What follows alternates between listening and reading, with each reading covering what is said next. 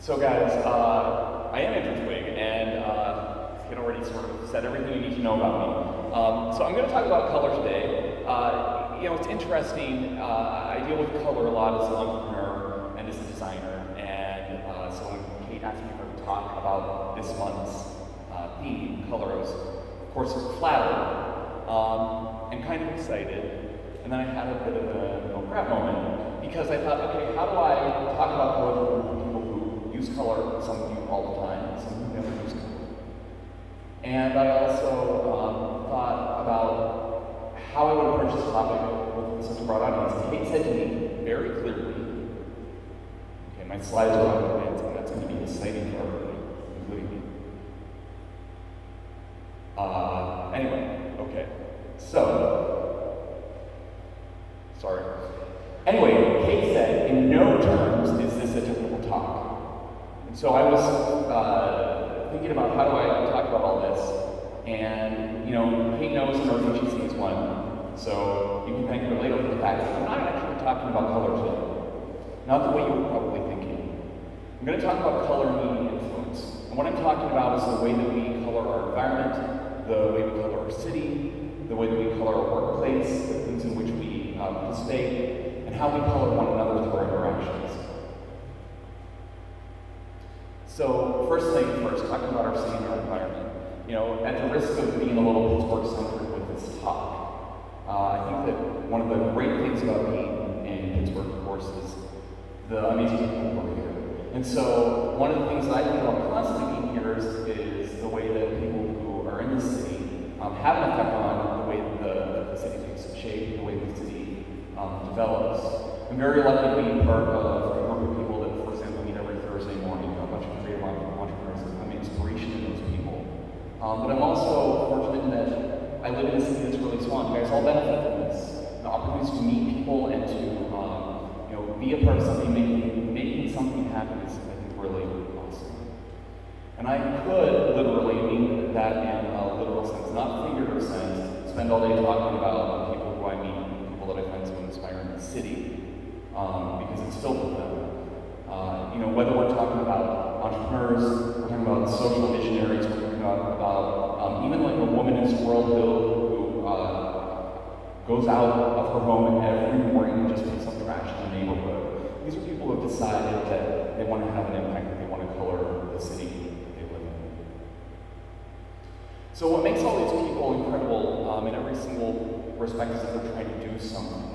And that's about their work. I mentioned this group that I meet up with on Thursday mornings when we're here. I think about AIGA, Design Inquiry, my workplace at Carnegie Mellon, the clients that I engage with, and even the opportunity to interact with all of you here.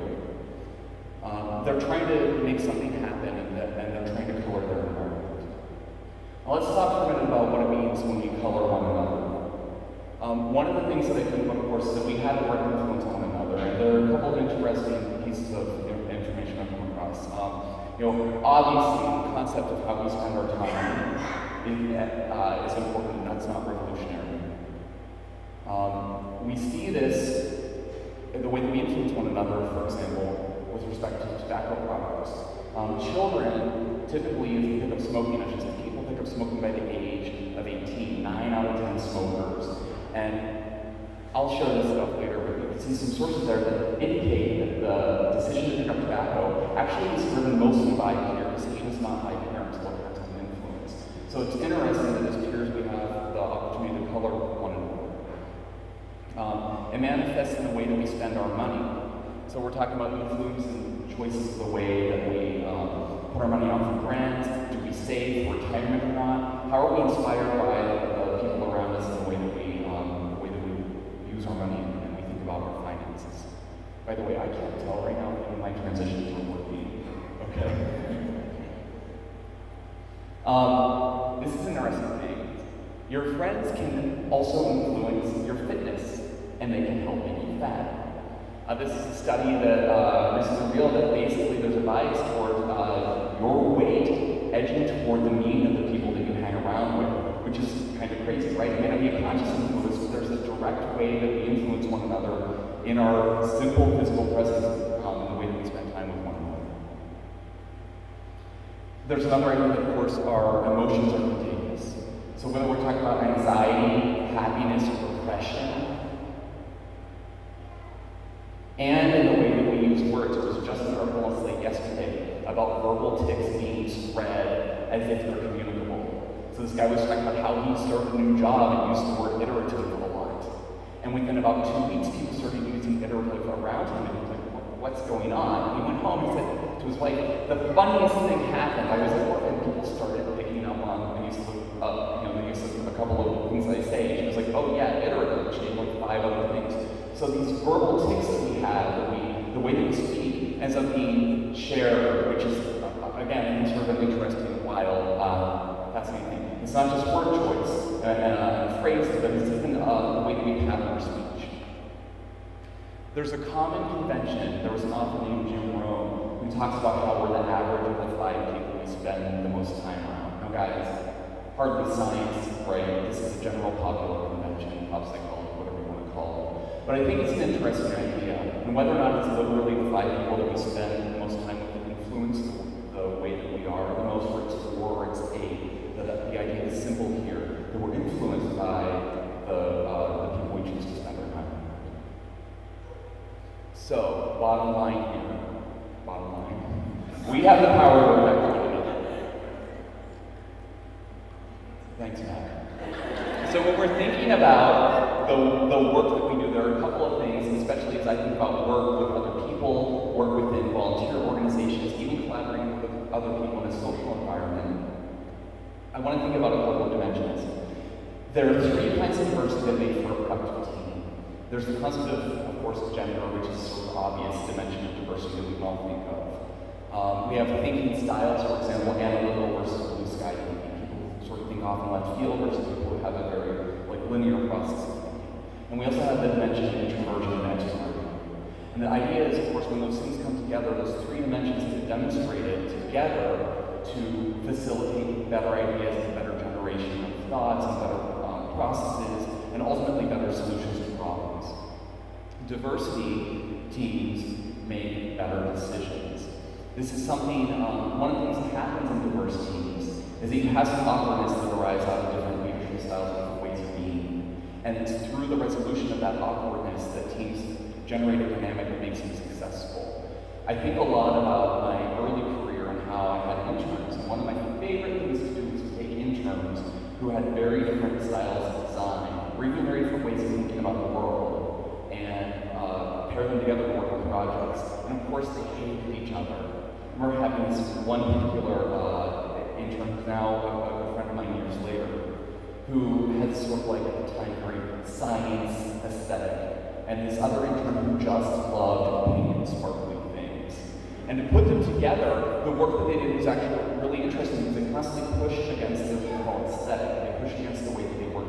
They pushed against the way that they normally approach something from a visual perspective. And as a result, generate better work. And I see it in my students too. I teach one of the core things I teach is web design. And at the end of the semester, every semester in my web design classes, the students have to create a group project. And what I do with them is I encourage them, not require, but I encourage them to work with pair up with somebody who's highly technical and highly design-oriented when they develop their solution. And what happens is somebody may be coming in, because this class is an elective, and they have somebody from business school, somebody from computing, CS, somebody from design, somebody from HCI, and they collaborate on these teams, and they all have different perspectives. And as a result, of course, they analyze the work differently, they challenge each other, and they end up creating better solutions. So, a couple of things here to think about with respect to our own personal palette.